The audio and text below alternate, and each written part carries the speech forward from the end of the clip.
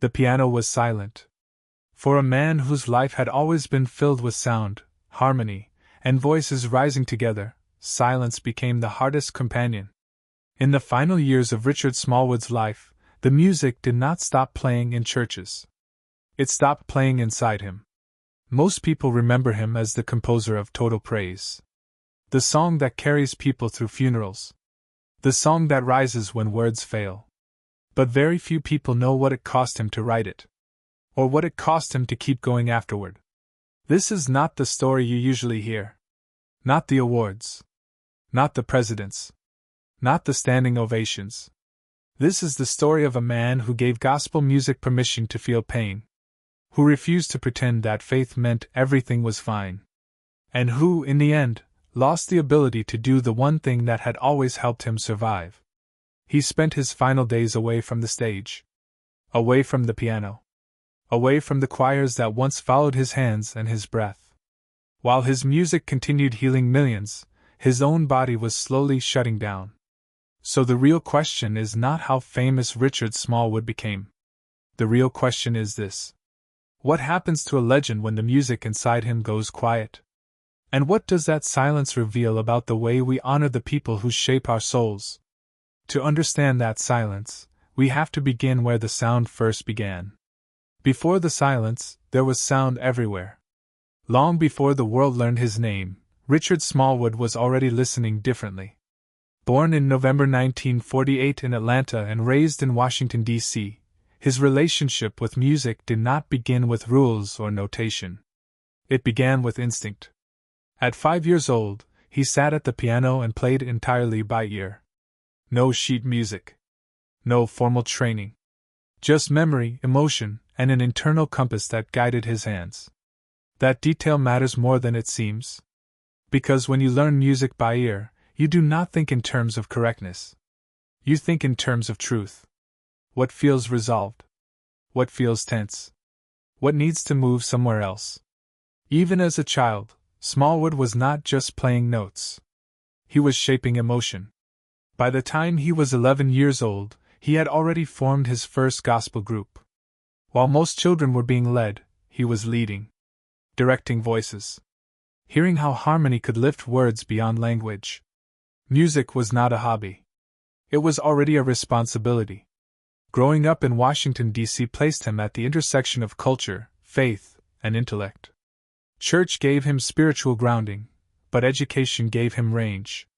When he entered Howard University, he stepped into an environment that demanded excellence. This was not a place for surface-level talent. It was a place where ability had to be disciplined. His peers reflected that standard. Donny Hathaway was a classmate. Roberta Flack had once been his teacher. These were not distant legends yet. They were part of the same ecosystem, shaping and challenging each other.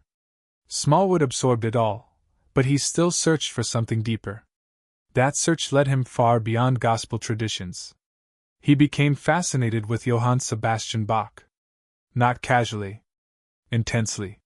Bach's counterpoint, structure, and emotional restraint spoke to him.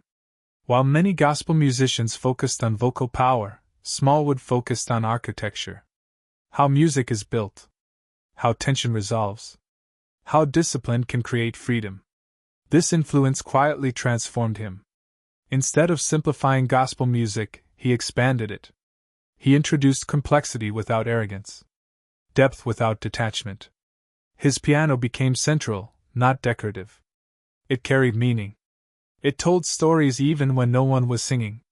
In 1977, he formed the Richard Smallwood Singers. But unlike many artists chasing quick recognition, he waited. For 5 years, there was no major label. No marketing machine. Just performances. Refinement. Growth. Those years were not delays. They were preparation. When his first album finally arrived in 1982, it carried all of that unseen work. It did not explode briefly and disappear. It endured. 87 weeks on Billboard's Spiritual Albums chart. Nearly 2 years of quiet dominance. That kind of longevity does not come from trends. It comes from foundation.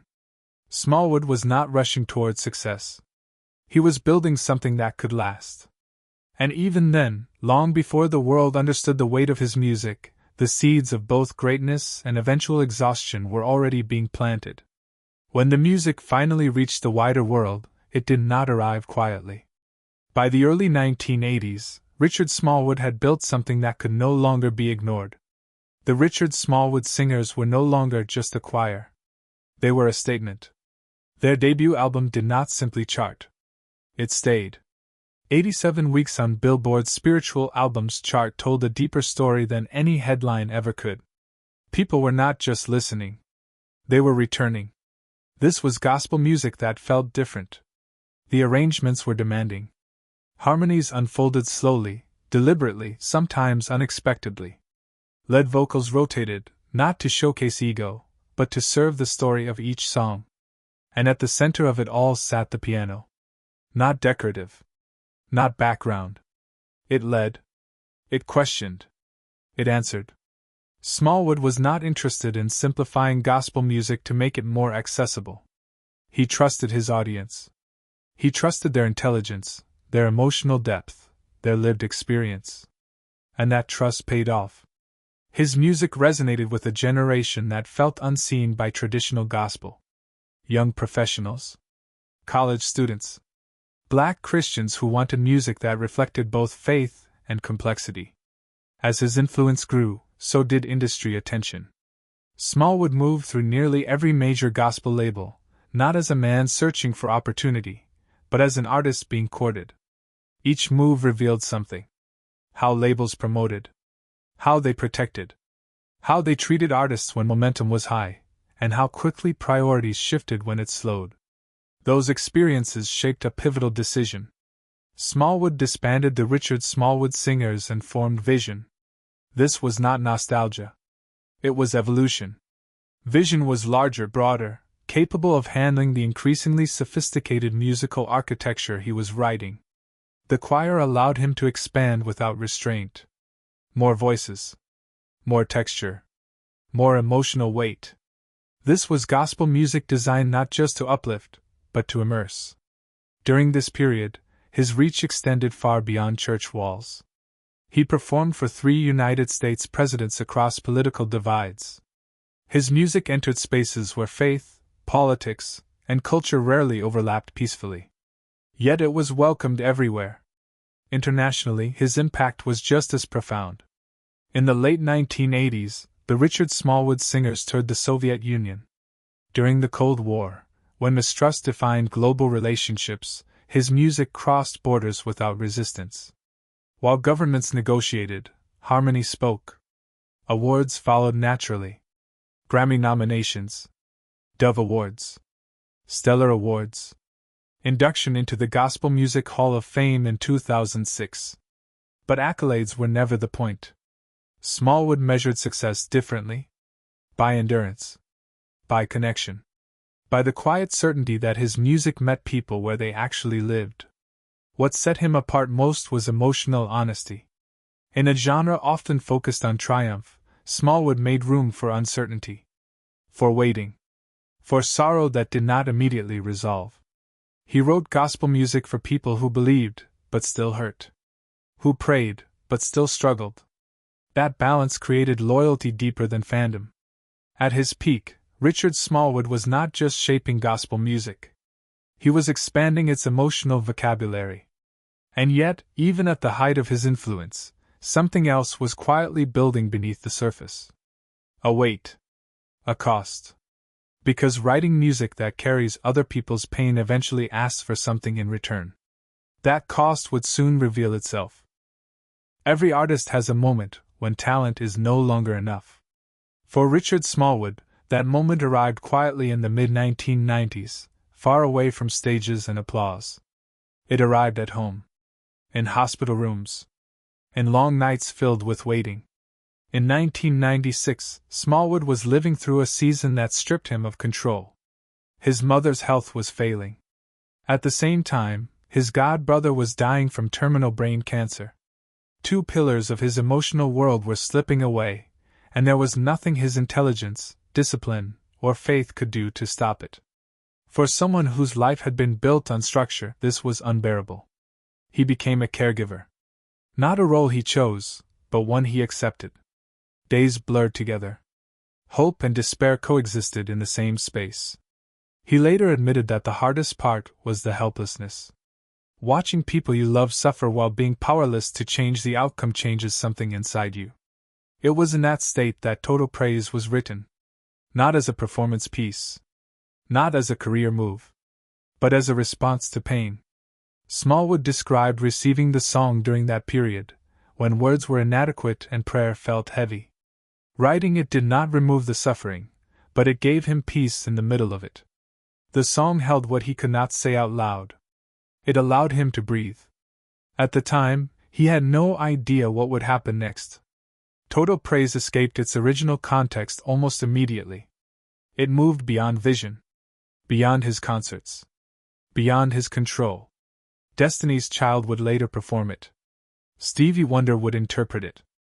Churches everywhere embraced it, not because it was impressive, but because it was honest. Then came the moment that transformed the song forever. After the Sandy Hook Elementary School shooting, a victim's family requested Total Praise for their child's funeral. That choice speaks volumes. In a moment of national horror, they turned to a song written by a man watching his own loved ones die. Pain recognized pain. From that point on, Total Praise was no longer just music. It became a lifeline. But there was a cost. Carrying that much collective grief is not neutral.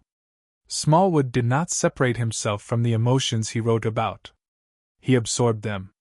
His compositions increasingly made room for sorrow, waiting, and unresolved questions. He gave gospel music permission to sit with pain instead of rushing past it. That emotional honesty is what made his work timeless. But it also marked the beginning of a deeper internal weight. While audiences found comfort, Smallwood carried the burden of being a vessel for other people's suffering. He continued to lead vision. He continued to perform. But the cracks were forming beneath the surface. What the public heard as healing was, for him, confession. And once music becomes the place where pain lives, the body eventually remembers. The exhaustion does not announce itself loudly. It settles in slowly. Quietly. One day at a time. This period did not end his career. But it changed him forever. It redefined what his music meant, and it set the stage for a final chapter that would be far more difficult than anyone realized. Because when art is born from pain, the echoes do not fade easily. By the time Richard Smallwood's music reached its widest audience, it was no longer simply gospel. It had become part of the American emotional landscape. When I Love the Lord appeared on The Preacher's Wife soundtrack in 1996, performed by Whitney Houston, the impact was immediate. A song rooted in church tradition entered living rooms, car radios, and movie theaters across the country. Many listeners had no idea they were hearing a gospel composition. They only knew it felt honest, personal, necessary. That moment changed how people perceived gospel music. Smallwood's work no longer belonged to a single audience. It reached people who did not attend church, who did not follow gospel radio, who may never have known his name. Yet his music met them anyway, quietly, without explanation. His influence extended into places where music rarely travels freely. He performed for 3 United States presidents across political lines, during very different eras. Republican administrations. A Democratic administration. Different values, different agendas. But the same invitation. His music spoke where language failed. It did not argue. It united.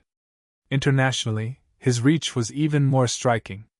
In the late 1980s, during the final stretch of the Cold War, the Richard Smallwood singers toured the Soviet Union. This was not a symbolic gesture. It was a cultural exchange during a time of deep mistrust. While governments negotiated from a distance, harmony crossed borders face to face. Recognition followed him steadily. Grammy nominations. Dove Awards. Stellar Awards. In 2006, he was inducted into the Gospel Music Hall of Fame. Each honor confirmed his importance. But none fully captured the scope of his influence. What truly distinguished Smallwood was emotional truth. Music scholars often note that gospel music can limit itself to celebration and victory. Smallwood refused that narrow frame. His compositions allowed room for grief, uncertainty, and waiting. He acknowledged that faith does not eliminate pain. It coexists with it. That honesty resonated deeply with American audiences, especially those who had lived long enough to know loss. His music did not rush people toward joy. It sat with them where they were. In December 2023, Washington, D.C. officially declared December 1st as Richard Smallwood Day, honoring his 75th birthday and his contributions to the city. It was a meaningful tribute, but it came during a time when his health had already declined significantly. The recognition was real, but the timing felt heavy. Because even as the world celebrated what he had given, Richard Smallwood himself was slowly stepping away from the music, not by choice, but by necessity. And that tension would define the final chapter of his story. In the final years of his life, the silence grew louder. For Richard Smallwood, the greatest loss was not public recognition or industry relevance. It was the gradual loss of ability. Mild dementia began to affect his clarity. Kidney disease weakened his body. Slowly, the man whose mind once held entire choirs, layered harmonies, and intricate counterpoint found himself unable to create new music. That kind of silence is not peaceful. It is cruel. While his songs continued to be sung in churches across America, while Total Praise still lifted people through funerals and moments of despair, Smallwood himself was living with limitations that few truly acknowledged. He spent his final days in a rehabilitation and nursing facility in Maryland, far from recording studios and concert halls.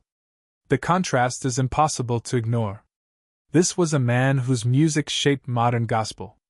A man who gave others language for their grief. And yet, when his body could no longer cooperate with his calling, the world grew quiet around him. In 2019, he released his autobiography, Total Praise. In its pages, he revealed a truth that reframed his entire legacy. He spoke openly about depression, about seasons of darkness, about carrying other people's pain through his music while quietly hurting himself. The man who wrote songs of comfort needed comfort too. That honesty mattered. It exposed a pattern that repeats far too often in the music industry. We celebrate artists when they are productive. We honor them when they are profitable. But when illness takes away their ability to give, recognition often arrives late, softly, or not at all. In December 2023, Washington, D.C. declared December 1st as Richard Smallwood Day. It was a beautiful gesture. But by then, he was already battling serious health challenges. The celebration came when his strength was fading. Still, his legacy does not depend on timing. His music remains woven into American life. Total Praise will always rise when words fail. I Love the Lord will continue to move listeners far beyond church walls. Center of My Joy will still be sung at weddings. His songs did what he intended. They healed. Richard Smallwood understood something many artists never do. Music is not about performance. It is about presence. About meeting people in their pain and refusing to rush them through it. His voice may have grown quiet, but his music never will.